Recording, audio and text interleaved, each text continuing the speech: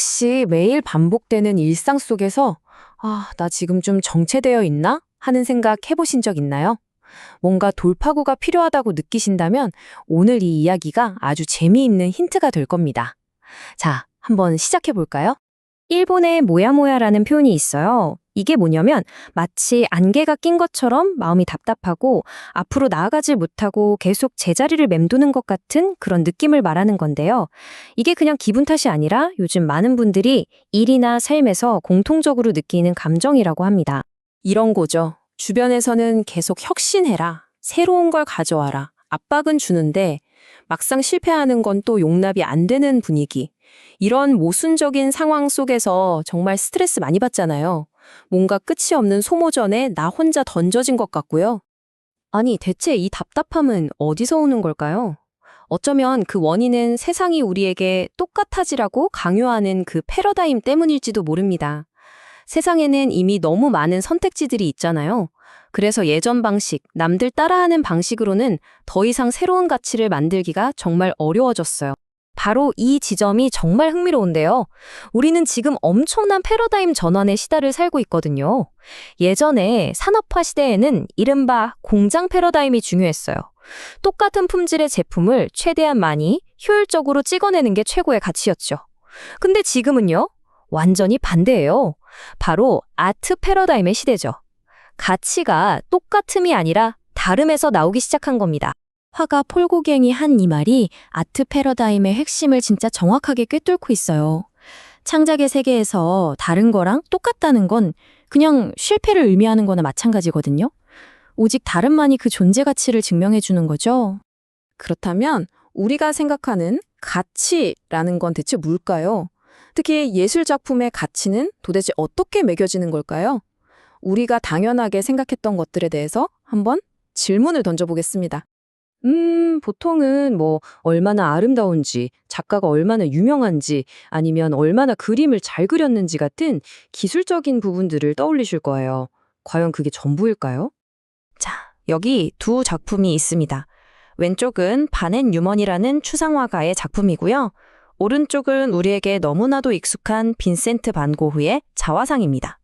아마 대부분, 아니 거의 모든 분들이 당연히 오른쪽, 고흐의 작품을 선택하실 거예요. 그쵸? 아니 그냥 검은색, 흰색으로 찍 그어놓은 그림이랑 세계의 명작을 비교한다는 것 자체가 좀 이상하게 느껴질 수도 있고요. 정답은 정말 놀랍게도 왼쪽의 반넨 뉴먼 작품입니다. 이 그림이 약 8,420만 달러, 우리 돈으로 무려 1,105원이 넘는 가격에 팔렸어요. 우리가 잘 아는 반 고흐의 자화상보다도 1,200만 달러, 그러니까 한 160억 원 정도 더 비싼 거죠. 아니 대체 왜 이런 결과가 나온 걸까요? 예술의 가치에 대한 우리의 상식을 완전히 깨부수는 끝판왕이 바로 이 작품입니다. 마르셀 듀샹의 쌤인데요.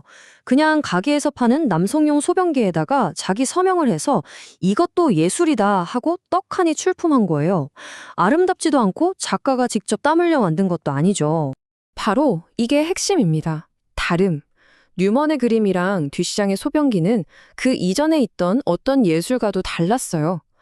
미술이란 무엇인가 하는 정의 자체를 뒤흔든 말 그대로 혁명이었던 거죠. 예술계는 이처럼 그 누구도 따라할 수 없는 독창적인 다름의 최고의 가치를 매긴 겁니다. 자, 그럼 이제 좀 추상적인 예술 얘기에서 나와서 이걸 우리 일상, 우리 비즈니스로 한번 가져와 볼까요? 이 다름의 가치가 과연 어떻게 적용될까요? 스마트폰 브랜드랑 모델명은 대부분 바로 대답하실 수 있을 거예요. 그쵸? 그런데 지금 집에 있는 각 티슈 브랜드는 뭐죠? 아마 바로 생각이 안 나는 분들이 꽤 많을 겁니다. 이유요? 아주 간단합니다. 각 티슈는 사실 브랜드마다 다름이 거의 없잖아요. 그러니까 우리는 그냥 가격만 보고 제일 싼 걸로 쉽게 바꾸죠. 얼마든지 대체가 가능하다는 거예요. 반면에 스마트폰은 브랜드마다 뚜렷한 다름이 있어요. 그래서 우리는 좀 더 비싸더라도 특정 브랜드를 고집하는 거고요. 대체 불가능한 가치가 거기 있는 거죠. 이게 바로 비즈니스의 핵심입니다. 시장이 꽉 차 있을 때는 그냥 사람들의 필요를 채워주는 것만으로는 충분하지가 않아요. 다른 것과 똑같다면 결국엔 가격 경쟁으로 서로 피 터지게 싸우는 소모전으로 갈 수밖에 없는 거죠. 자, 그럼 어떻게 해야 이 중요한 다름을 만들어낼 수 있을까요? 해답은 의외로 간단한 데 있습니다. 바로 우리의 생각하는 방식을 바꾸는 것, 즉 아트 싱킹을 하는 겁니다. 아트 싱킹이라는 건 말 그대로 예술가처럼 생각하는 훈련이라고 보시면 돼요. 정해진 답을 빨리 찾는 게 아니라 나만의 고유한 관점으로 새로운 가치를 만들어내는 것에 집중하는 거죠. 아트 싱킹의 시작은 우리가 너무나 익숙한 머리로 생각하는 것에서 벗어나는 거예요. 머리는 보통 논리, 분석 이런 걸로 공통점을 찾아내려고 하잖아요. 하지만 진짜 다름은 오감을 사용해서 직접 느끼고 부딪히는 몸의 사고에서 나옵니다. 몸은 본능적으로 차이점을 먼저 느끼거든요. 새로운 아이디어가 필요할 때 책상에만 앉아있는 게 왜 비효율적인지 바로 여기에 그 이유가 있습니다. 그렇다고 너무 거창하게 생각할 필요는 없어요. 아주 간단한 실천으로 시작할 수 있거든요. 먼저 늘 있던 익숙한 환경에서 한번 벗어나 보세요. 그리고 목적지 없이 그냥 몸을 움직여 보는 거예요. 걸으면서 주변의 소리, 냄새, 질감 같은 걸 느껴보면서 감각을 깨우는 거죠. 이 과정만으로도 우리의 뇌는 완전히 새로운 방식으로 작동하기 시작합니다.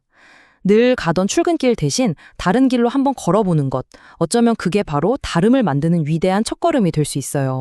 자, 지금까지 우리는 똑같음이 아니라 다름이 진짜 가치를 만드는 시대에 살고 있다는 점, 그리고 그걸 위해서는 예술가처럼 생각하는 아트 싱킹이 필요하다는 점을 살펴봤습니다.